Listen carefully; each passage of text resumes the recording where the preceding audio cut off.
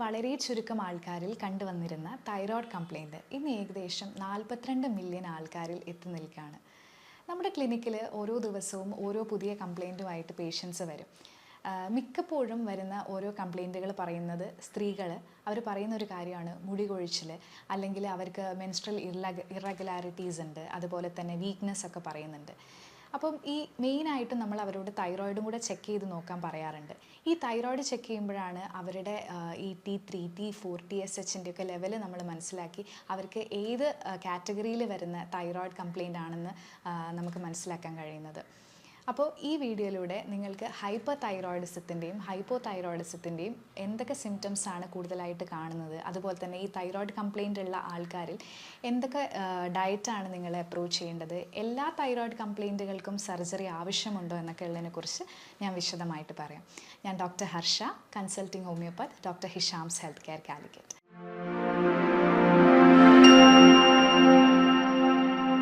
നമ്മുടെ കഴുത്തിൻ്റെ മുൻവശത്തായിട്ട് സ്ഥിതി ചെയ്യുന്ന ഒരു ചെറിയ ചിത്രശലഭത്തിൻ്റെ ആകൃതിയിലുള്ള ഒരു ഗ്രന്ഥിയാണ് ഈ തൈറോയിഡ് എന്ന് പറയുന്നത്. ഈ തൈറോയിഡ് ഹോർമോൺസ് ചിലപ്പം വളരെ കുറവുമായിരിക്കാം, ചിലപ്പം വളരെ കൂടുതലുമായിരിക്കാം. അപ്പം ഈ ചിലത് ഈ തൈറോയിഡ് ഹോർമോൺ കുറയുന്ന ഒരു കണ്ടീഷനെ നമ്മൾ ഹൈപ്പോ തൈറോയിഡിസം എന്നും കൂടുന്നൊരവസ്ഥയെ ഹൈപ്പർ തൈറോയിഡിസം എന്നും പറയുന്നു. മെയിനായിട്ടും ഈ തൈറോയിഡിൻ്റെ ഒരു പ്രവർത്തനം എന്ന് പറയുന്നത് നമ്മുടെ ശരീരത്തിൻ്റെ ഊർജ്ജത്തെ നിയന്ത്രിക്കാനാണ്. അതുപോലെ തന്നെ ഈ തൈറോയിഡ് ഗ്രന്ഥി നമ്മുടെ എല്ലാ സിസ്റ്റത്തെയും ഒരുപോലെ ഇൻഫ്ലുവൻസ് ചെയ്യുന്നുണ്ട്. അതുകൊണ്ടാണ് ഈ തൈറോയിഡ് കംപ്ലയിൻറ്റ് വരുമ്പം ഏകദേശം എല്ലാ സിസ്റ്റത്തെയും ബാധിക്കുന്നുണ്ട്. ഇപ്പം നമുക്ക് ഹെയർ ഫോൾ ഉണ്ടാവുന്നുണ്ട്, അതുപോലെ തന്നെ ജോയിൻറ്റ് പെയിൻ ഉണ്ടാവുന്നുണ്ട്, മെൻസ്ട്രൽ ഇറഗുലാരിറ്റീസ് ഉണ്ടാവുന്നുണ്ട്. അങ്ങനെ ആ ലിസ്റ്റ് വളരെ വലുതാണ്. അപ്പം ഞാൻ ഇന്ന് ഹൈപ്പോ തൈറോയിഡിസത്തിൻ്റെയും ഹൈപ്പർ തൈറോയിഡിസത്തിൻ്റെയും ഡിഫറൻസ് പറയാം. ആദ്യം ഹൈപ്പോ തൈറോയിഡിസം. ഇത് മെയിനായിട്ട് ഈ തൈറോയിഡ് ഗ്ലാൻഡിൽ തൈറോയിഡ് ഹോർമോൺസിൻ്റെ കുറവ് സംഭവിക്കുമ്പോൾ ഉണ്ടാകുന്ന ഒരു കണ്ടീഷനാണ് ഈ ഹൈപ്പോ തൈറോയിഡിസം എന്ന് പറയുന്നത്. ഇതിൽ മെയിനായിട്ട് ഈ പേഷ്യൻസിന് എപ്പോഴും ചൂട് സഹിക്കാൻ പറ്റാത്തൊരവസ്ഥയാണ്. അവർ ഭയങ്കര ഹീറ്റ് സെൻസിറ്റീവ് ആയിരിക്കും. അതായത് അവർക്ക് ഒട്ടും തന്നെ ചൂട് അങ്ങ് സഹിക്കാൻ പറ്റില്ല. അതുപോലെ തന്നെ അവർക്ക് വളരെയധികം വിശപ്പ് കൂടുതലായിരിക്കും. നന്നായിട്ട് കഴിക്കാൻ പെട്ടെന്ന് എപ്പോഴും വിശപ്പായിരിക്കും, പെട്ടെന്ന് ഫുഡ് കഴിക്കണം എന്നൊക്കെ തോന്നും. പക്ഷെ എന്നിരുന്നാലും അവർക്ക് വെയിറ്റ് ലോസ് ആയിരിക്കും കൂടുതലായിട്ട് കാണുക. നമ്മൾ വിചാരിക്കും നന്നായി ഭക്ഷണം കഴിക്കുമ്പോൾ നമുക്ക് വെയിറ്റ് ഗെയിൻ ആയിരിക്കും അവിടെ ഉണ്ടാവുന്ന, എന്നാൽ അതല്ല, വെയിറ്റ് ലോസ് ആണ് സംഭവിക്കുക. അതുപോലെ ഈ മെൻസസിൽ വളരെയധികം ഇറഗുലാരിറ്റീസ് ഉണ്ടാകും. അതായത് ചിലപ്പം ഒരു മാസം സ്കിപ്പ് ചെയ്ത് 2 മാസം അതിങ്ങനെ പ്രോഗ്രസീവായിട്ട് അത് കൂടിക്കൊണ്ടേയിരിക്കാം. അതുപോലെ തന്നെ ഹാർട്ട് റേറ്റ് വളരെ കൂടുതലായിരിക്കും. അത് നമ്മൾ ടെക്കികാർഡിയ എന്നാണ് പറയുക. അപ്പം ഈ ഹാർട്ട് റേറ്റ് നമ്മൾ എന്ത് ചെയ്താലും വളരെ ക്ഷീണമോ, അതുപോലെ തന്നെ ഈ ഹാർട്ട് റേറ്റ് കൂടുക എന്നുള്ളതൊക്കെ ഒരു അവസ്ഥയാണ്. അതുപോലെ എപ്പോഴും ക്ഷീണം കൂടുതലായിട്ട് കാണപ്പെടുന്നുണ്ട്. അതുപോലെ തന്നെ മറ്റൊരു കാര്യമാണ് നമുക്ക് ഈ ഒരു എന്താ പറയുക, വളരെയധികം ആങ്സൈറ്റി അല്ലെങ്കിൽ ഭയങ്കര നെർവസ്നെസ് ആയിരിക്കും നമുക്ക് ഉണ്ടാവുന്നത്. നമ്മൾ എന്ത് ചെയ്യുമ്പോഴും നമുക്ക് അതിനോട് വലിയൊരു പേടിയോ അല്ലെങ്കിൽ അതൊന്ന് പ്രോപ്പറായിട്ട് ചെയ്യാനുള്ളൊരു ധൈര്യം നമ്മൾക്ക് കൂടുതലായിട്ട് ഉണ്ടാവില്ല. അതുപോലെ തന്നെ മറ്റൊരു കാര്യമാണ് നമുക്ക് ഈ ഡിമെൻഷ്യ പോലുള്ള അസുഖത്തിൻ്റെ കാണിക്കുന്ന സിമിലർ ആയിട്ടുള്ള സിംറ്റംസ് കാണിക്കും. നമ്മൾ പലപ്പോഴും ഈ മുതിർന്ന ആൾക്കാർ വരുന്ന സമയത്ത് അവർക്ക് ഈ ചിലപ്പം ഡിമെൻഷ്യ ആണോ അല്ലെങ്കിൽ ഡിപ്രഷൻ ആണോ എന്നുള്ളൊരു കൺഫ്യൂഷൻ നമുക്ക് വരാറുണ്ട്. ഡിപ്രസീവ് സിംറ്റംസ് കാണിക്കുകയായിരിക്കും, പക്ഷെ പലപ്പോഴും അത് ഡിമെൻഷ്യയുടെ സിംറ്റം ആണെന്ന് നമ്മൾ തെറ്റിദ്ധരിക്കപ്പെടാറുണ്ട്. ഇനി അടുത്തതെന്ന് പറയുകയാണെങ്കിൽ ഹൈപ്പർ തൈറോയിഡിസം ആണ്. ഹൈപ്പർ തൈറോയിഡിസം എന്ന് പറയുന്നത് വെച്ചാൽ ഈ ഗ്ലാൻഡ് കൂടുതലായിട്ട് തൈറോയ്ഡ് ഹോർമോൺസിനെ പ്രൊഡ്യൂസ് ചെയ്യുമ്പോൾ ഉണ്ടാവുന്നതാണ് ഈ ഹൈപ്പർ തൈറോയിഡിസം. ഇതുണ്ടാകുന്ന സമയത്ത് നമുക്ക് ചിലപ്പം ഈ കഴുത്തിൻ്റെ ഇവിടെ മുൻവശത്തായിട്ട് മുഴകൾ കാണാറുണ്ട്. അപ്പോൾ നമ്മൾ ഡോക്ടറെ അടുത്ത് ചെക്ക് ചെയ്യുമ്പം അതിന് ചിലത് മൂവബിൾ ആയിട്ടില്ല, അതായത് നമുക്ക് കൈകൾ കൊണ്ട് പ്രസ് ചെയ്ത് നോക്കിയാൽ അത് പല സൈഡിലേക്ക് മൂവ് ചെയ്യുന്നതൊക്കെ ആയിട്ട് കാണാം. പലപ്പോഴും സർജറി പറയാറുണ്ട് കുറച്ച് വേഴ്സ് ആയിട്ടുള്ള കണ്ടീഷനിൽ, അല്ലെങ്കിൽ നമ്മൾ കഴിക്കുന്ന ഭക്ഷണത്തിലും അതുപോലെ തന്നെ നമുക്ക് മെഡിസിൻസ് ഒക്കെ എടുത്ത് അത് പ്രോപ്പർ ആക്കാവുന്നതാണ്. ഇനിയിപ്പോൾ ഈ ഹൈപ്പർ തൈറോയിഡിസത്തിൻ്റെ കേസ് പറയുകയാണെങ്കിൽ ഇത് മെയിനായിട്ടും കോൾഡ് ഇൻടോളറൻസ് ആണ്. അതായത് ഇവർക്ക് ഒട്ടും തന്നെ തണുപ്പ് സഹിക്കാൻ പറ്റില്ല. അതുപോലെ ഇവർക്ക് ഏകദേശം ഇപ്പം ഹൈപ്പർ തൈറോയിഡിസം ആണെങ്കിലും ഹൈപ്പോ തൈറോയിഡിസം ആണെങ്കിലും അവർക്ക് എനർജിയുമായിട്ട് ബന്ധപ്പെട്ടിട്ട് വളരെ ഇൻഫ്ലുവൻസ് ആണ്. കാരണം ഈ തൈറോയിഡ് ഗ്ലാൻഡിന് ഒരുപാട് ഇൻഫ്ലുവൻസ് ഉണ്ട്. ഈ എനർജി ആയിട്ട് നമ്മുടെ ശരീരത്തിൽ വേണ്ട എനർജിയെ ഇൻഫ്ലുവൻസ് ചെയ്യാൻ കഴിയുന്നുണ്ട്. അപ്പോൾ ഈ കൂടുതലായിട്ടും ഈ ഹൈപ്പർ തൈറോയിഡിസം ഉള്ള ആൾക്കാരിൽ അവർക്ക് വളരെയധികം ക്ഷീണവും കുഴക്കവും ഒക്കെ ഉണ്ടാവും.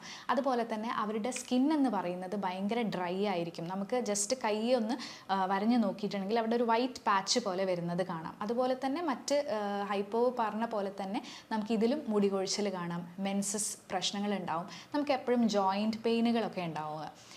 അത് മാത്രമല്ല, ഇതിൽ വരുമ്പം നമ്മൾ ഈ പറഞ്ഞ പോലെ തന്നെ രണ്ടും കമ്പയർ ചെയ്യുമ്പം നമുക്ക് ഈ കാർപ്പൽ ടണൽ സിൻഡ്രോം, അതായത് നമ്മുടെ കൈകളുമായിട്ട് ബന്ധപ്പെട്ടിട്ടുള്ള ആ ഒരു കണ്ടീഷനിലേക്ക് എത്താം. അതുപോലെ തന്നെ ഇതിൻ്റെ വിറ്റമിൻസിൻ്റെ ഡെഫിഷ്യൻസിയും ഒരു കാരണം തന്നെയാണ് ഇത്. പിന്നെ ഇതിൽ രണ്ടിലും നമ്മൾ മെയിനായിട്ട് പറയുമ്പം ഓട്ടോ ഇമ്മ്യൂൺ ഡിസീസ് ആയിട്ട് ബന്ധപ്പെട്ടിട്ടും നമ്മൾക്ക് തൈറോയിഡ് വരാം. അല്ലെങ്കിൽ നമുക്ക് ഫെമിലിയലായിട്ട് ഒരു തൈറോയിഡ് കണ്ടീഷൻ ഉണ്ടെങ്കിൽ പോലും നമ്മൾക്ക് അങ്ങനെയും വരാനുള്ള ചാൻസ് കൂടുതലാണ്. മറ്റൊന്നെന്ന് പറയുന്നത്, ഇപ്പം ഈ നമ്മൾ കുറേ പുതിയ പേരുകൾ കേൾക്കുന്നുണ്ട്. ഗ്രേവ്സ് ഡിസീസ്, ഹഷിമോട്ടോസ്, അങ്ങനെ നമ്മൾ കുറേ തൈറോയിഡൈറ്റിസ്, അങ്ങനെ പറയുന്ന ഒത്തിരി പുതിയ പേരുകളോട് നമ്മൾ സിമിലറായിട്ട് വന്നുകൊണ്ടിരിക്കുകയാണ്. അപ്പം ഇത് ഈ T3, T4, TSHൻ്റെ ലെവലിൻ്റെ ഓരോ ഇൻക്രീസും ഡിക്രീസും കാരണമാണ് നമ്മൾക്ക് ഇങ്ങനെ മാറി ഇത് വരുന്നത്. അപ്പോൾ ഇത് മെയിനായിട്ട് നമുക്ക് ഇതിൽ ഈ ഹൈപ്പർ തൈറോയിഡിസം ആണെങ്കിലും ഹൈപ്പോ ആണെങ്കിലും നമ്മൾക്ക് ചില രീതിയിൽ നമുക്ക് ഡയറ്റ് മെയിൻറ്റെയിൻ ചെയ്യുക, അല്ലെങ്കിൽ ഡയറ്റ് ഒന്ന് കൺട്രോൾ ചെയ്ത് നോക്കിയാൽ തന്നെ നമുക്ക് ഒരു വിധത്തിൽ ഇതിനെ ഒന്ന് ബാലൻസ് ചെയ്ത് കൊണ്ടുപോകാൻ സാധിക്കും. ഡയറ്റിൽ നമ്മൾ മെയിനായിട്ട് ശ്രദ്ധിക്കേണ്ടത് കുറച്ച് ഫുഡുകൾ നമ്മൾ അവോയ്ഡ് ചെയ്യണം. അതുപോലെ തന്നെ കുറച്ച് ഫുഡ് നമുക്ക് ചില ഡെഫിഷ്യൻസി ഉണ്ടാവുമല്ലോ, അതിൽ നമ്മൾ ആ ഡെഫിഷ്യൻ്റ് ആയിട്ടുള്ള ഐറ്റംസ് നമ്മൾ കൂടുതൽ കഴിക്കാൻ ശ്രമിക്കാം. നമ്മളിപ്പം ഈ ഹൈപ്പർ തൈറോയിഡിസത്തിൻ്റെയൊക്കെ ഒരു കേസ് പറയുകയാണെങ്കിൽ നമുക്ക് കൂടുതലായിട്ടും ഈ ചില സമയത്ത് ഹോസ്നെസ്, നമ്മളെ സൗണ്ടിന് വ്യത്യാസം ഉണ്ടാവാം, അതുപോലെ തന്നെ ഈ ഗോയിറ്റർ കാരണമാവാം. അപ്പോൾ ഇങ്ങനെ നമ്മൾ ദൂരത്തുനിന്നേ നമ്മൾ ആ പേഷ്യൻറ്റിനെ കാണുമ്പോൾ നമ്മൾ പെട്ടെന്ന് ചോദിക്കുകയാണ്, നിങ്ങളുടെ ഫുഡിൽ ക്യാബേജ് ഇൻക്ലൂഡഡ് ആണോ, അല്ലെങ്കിൽ ബ്രോക്കോളി കഴിക്കുന്നുണ്ടോ, സ്പിനാച്ച് കഴിക്കുന്നുണ്ടോ എന്നൊക്കെയുള്ള കുറച്ച് ചോദ്യങ്ങൾ നിങ്ങൾ ചോദിച്ചു വരും. അപ്പം ഇത്തരം കണ്ടീഷനിൽ നമ്മൾ എന്തൊക്കെ ഫുഡുകളാണ് കൂടുതൽ കഴിക്കേണ്ടതെന്ന് നോക്കാം. മെയിനായിട്ട് നമ്മൾ ഫുഡിൽ ഇൻക്ലൂഡ് ചെയ്യേണ്ടത് സെലീനിയം, അതുപോലെ തന്നെ അയഡിൻ അടങ്ങിയിരിക്കുന്ന വിറ്റമിൻസ് കൂടുതലുള്ള ഭക്ഷണങ്ങൾ, അതുപോലെ തന്നെ ന്യൂട്രിയൻസ് അടങ്ങിയിരിക്കുന്ന ഫുഡുകൾ, പ്രോബയോട്ടിക്സ് എന്നിവയൊക്കെ ഇൻക്ലൂഡ് ചെയ്യാം.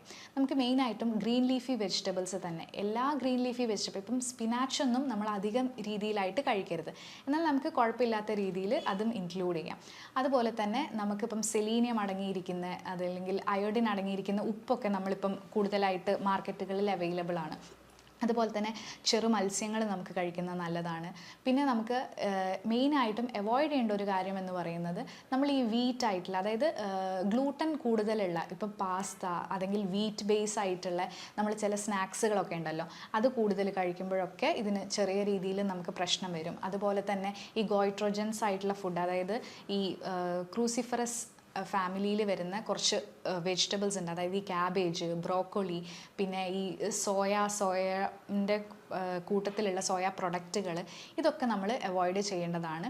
പിന്നെ എല്ലാം നമ്മൾ ഒരുപാട് നമ്മൾ ലിമിറ്റ് ചെയ്യേണ്ട ആവശ്യമില്ല, പക്ഷേ കഴിയുന്നതും ഈ പറയുന്ന ഈ ഗോയിട്രോജൻസ് വരുന്ന ഐറ്റംസ് എല്ലാം ഒഴിവാക്കുക. കാരണം ഈ ഹൈപ്പർ തൈറോയിഡിസത്തിൽ നമുക്ക് ഗോയിറ്റർ, അതായത് നമ്മൾ ഇത് വീങ്ങിയിരിക്കും, അപ്പം ഈ ഗോയിട്രോജനിക് ആയിട്ടുള്ള ഫുഡുകൾ അവോയ്ഡ് ചെയ്യുന്നത് നല്ലതാണ്. അതുപോലെ തന്നെ നമ്മൾ ഈ കൂടുതലായിട്ട് നമ്മൾ ഭയങ്കര വീക്ക്നെസ് ഒക്കെ ഫീൽ ചെയ്യും, അപ്പം നമ്മൾ പ്രോപ്പറായിട്ടുള്ള രീതിയിൽ ഫുഡ് കഴിക്കുക എന്നുള്ളതാണ്. പൊതുവേ നമ്മൾ ഹൈപ്പർ തൈറോയിഡിസത്തിൽ നമുക്ക് വിശപ്പ് വളരെയധികം കുറവായിരിക്കും. അപ്പോൾ നമുക്ക് നല്ല രീതിയിൽ വെയിറ്റ് ഗെയിനും ഉണ്ടാവും, അതുപോലെ മെൻസസിൽ ചെറിയ രീതിയിലുള്ള ഡിഫറൻസ് ഒക്കെ ഉണ്ടാവും. അപ്പോൾ നമ്മൾ മാക്സിമം നല്ല രീതിയിൽ ഹെൽത്തി ആയിട്ട് ഫുഡ് കഴിക്കാൻ ശ്രമിക്കുക. കൂടുതലായിട്ട് പ്രോസസ്ഡ് ആയിട്ടുള്ള മീറ്റ് അല്ലെങ്കിൽ ഈ ജങ്ക് ഫുഡിലേക്ക് കഴിയുന്നതും അത് ഒക്കെ ഒഴിവാക്കിയിരിക്കുക. പിന്നെ നമുക്ക് ഇതിനെപ്പറ്റി പറയുകയാണെങ്കിൽ ഇപ്പം മെൻസസ്, ഇപ്പം സ്ത്രീകളിലാണ് മെയിനായിട്ടും ഈ തൈറോയ്ഡ് ഇഷ്യൂ കുറച്ചും കൂടെ കൂടുതലായിട്ട് കാണുന്നത്. ഇതിന് വേണ്ടിയിട്ട് നമുക്ക് എക്സസൈസ് ചെയ്യാം, യോഗ ചെയ്യാം, അതുപോലെ തന്നെ ഈ ഫുഡിൽ മെയിനായിട്ട് കൺട്രോൾ ചെയ്യാം. നമുക്ക് ആദ്യം വളരെ ബുദ്ധിമുട്ടായിരിക്കും ഇതൊക്കെ ഒന്ന് കൺട്രോൾ ചെയ്ത് വരാൻ, കാരണം നമ്മൾ യൂസ്ഡ് ആയിട്ടുള്ള കുറച്ച് ഫുഡുകൾ ഒക്കെ ഉണ്ടാവും. അപ്പം മെയിനായിട്ടും ഇതൊക്കെ ഒന്ന് ഒഴിവാക്കി കഴിഞ്ഞിട്ടുണ്ടെങ്കിൽ നമുക്ക് കുറച്ചും കൂടെ നല്ല രീതിയിൽ ഇതിൻ്റെ തൈറോയിഡിൻ്റെ ലെവൽസുകളൊക്കെ നോർമലാക്കാൻ പറ്റും. അപ്പം ഈ തൈറോയിഡ് കാരണം നമുക്ക് ഭയങ്കര ക്ഷീണമാണ് ഫസ്റ്റ് തന്നെ നമുക്ക് ഫീൽ ചെയ്യുക. അപ്പം ഒരു പോയിന്റിൽ കഴിഞ്ഞ് നിങ്ങൾക്ക് വളരെയധികം ക്ഷീണമോ അല്ലെങ്കിൽ കുഴക്കമോ അങ്ങനെ നിങ്ങൾക്ക് ഒരു കാര്യത്തിലും കോൺസെൻട്രേറ്റ് ചെയ്യാൻ പറ്റാതിരിക്കുക, പഠിക്കാൻ ബുദ്ധിമുട്ട് തോന്നുക, പ്രത്യേകിച്ച് സ്ത്രീകളിൽ അവർ ജോലി ചെയ്യുമ്പോൾ വളരെയധികം തളർച്ച ഫീൽ ചെയ്യുക, സെക്ഷുവലി അവർക്ക് പ്രത്യേകിച്ച് ആക്റ്റീവ് അല്ലാതെ ആവുക, മെൻസസിലൊക്കെ ഇറഗുലാരിറ്റീസ് ഉണ്ടാവുക, ഇത്തരം കാര്യങ്ങൾ വരുമ്പോൾ നിങ്ങൾ തീർച്ചയായിട്ടും നിങ്ങൾ ഡോക്ടറെ കാണേണ്ടതാണ്. അപ്പം ഈ തൈറോയിഡ് കംപ്ലയിൻറ്റ് നമുക്ക് എന്താ പറയുക, സർജറിയിലേക്ക് പോകണമെന്ന് ചോദിക്കുന്ന ആൾക്കാരുണ്ട്. എല്ലാ കംപ്ലയിൻസിനും നമുക്ക് സർജറിയിലേക്ക് പോകേണ്ട ആവശ്യമില്ല. ബേസിക്കായിട്ട് നമുക്ക് തൈറോയിഡ് വളരെ കുറച്ച് വാല്യൂ കൂടിയിട്ടുണ്ടെങ്കിൽ നമുക്ക് ഡയറ്റിലൂടെ തന്നെ നമുക്ക് നോർമലാക്കി കൊണ്ടുപോകാൻ പറ്റും. അതുപോലെ തന്നെ നമ്മൾ എപ്പോഴും മെഡിസിൻസ് ത്രൂ ഔട്ട് എന്താ പറയുക, ഒരുപാട് ഡോസ് കൂടിയതൊന്നും ഡോക്ടറിൻ്റെ അറിവില്ലാതെ നമ്മൾ കഴിക്കരുത്. പെട്ടെന്ന് തൈറോയിഡിന് ഇപ്പം ഓൾറെഡി മരുന്ന് എടുക്കുന്ന ആൾക്കാരാണെങ്കിൽ നിങ്ങൾ ഒരിക്കലും പെട്ടെന്ന് നിങ്ങളുടെ ഇഷ്ടത്തിന് അത് കുറയ്ക്കുകയും ചെയ്യരുത്. ഡോക്ടറിൻ്റെ അഡ്വൈസ് കൂടി മാത്രമേ അത് ചെയ്യാൻ പാടുള്ളൂ. കാരണം അത് കുറച്ച് കഴിഞ്ഞിട്ടുണ്ടെങ്കിൽ അതിൽ വീണ്ടും ബുദ്ധിമുട്ട് വരും. അതുപോലെ തന്നെ എന്താണോ നിങ്ങൾക്ക് ഡെഫിഷ്യൻസി ഉള്ളത്, ഇപ്പോൾ അയോഡിൻ, സെലിനിയം അങ്ങനത്തെ ഡെഫിഷ്യൻസി ഉള്ള ഫുഡുകളും കൂടുതലായിട്ട് ഇൻക്ലൂഡ് ചെയ്യുക. പിന്നെ ചില ഓട്ടോ ഇമ്മ്യൂൺ ഡിസീസസ് കാരണം നമുക്ക് ഈ തൈറോയിഡ് കംപ്ലയിൻറ്റ് വരുന്നുണ്ട്. അപ്പം അതിനും നമ്മൾ പ്രോപ്പർ ട്രീറ്റ്മെൻറ്റ് കൊടുക്കുക എന്നുള്ളതാണ്. ചില ആൾക്കാർക്ക് ഈ സർജറി കഴിഞ്ഞാലും ഈ തൈറോയിഡ് ഇഷ്യൂസ് വരാറുണ്ട്. അതിന് ത്രൂ ഔട്ട് മെഡിസിൻ കഴിച്ചിട്ടും കൂടുതലായിട്ട് മെഡിസിൻ്റെ അളവ് കൂടിയിട്ടാണെങ്കിലും തൈറോയിഡിൻ്റെ പ്രോബ്ലംസ് കൂടുതലായിട്ട് കണ്ടുവരുന്നുണ്ട്. അപ്പോൾ ഇത്തരത്തിലുള്ള ആൾക്കാരുകൾ അവർ ഡോക്ടറെ അടുത്ത് ഒരു സ്ട്രിക്റ്റ് ഡയറ്റോ അല്ലെങ്കിൽ എന്തെല്ലാം കാര്യങ്ങളാണ് ചെയ്യേണ്ടതെന്ന് ചോദിച്ചിട്ട് നിങ്ങളത് പെർഫെക്റ്റ് ആക്കി എടുക്കുക എന്നുള്ളതാണ്. അപ്പോൾ നിങ്ങൾക്ക് തൈറോയിഡിനെ കുറിച്ച് കൂടുതൽ ഇൻഫർമേഷൻ ഈ വീഡിയോയിലൂടെ കിട്ടിയെന്ന് ഞാൻ വിചാരിക്കുന്നു. എന്തെങ്കിലും കൂടുതൽ ഡൗട്ടുകൾ ഉണ്ടെങ്കിൽ താഴെ കാണുന്ന നമ്പറിൽ ഒന്ന് കോൺടാക്റ്റ് ചെയ്യുക. മറ്റൊരു ഹെൽത്തി ഇൻഫർമേഷനുമായിട്ട് അടുത്ത വീഡിയോയിൽ കാണാം. Thank you.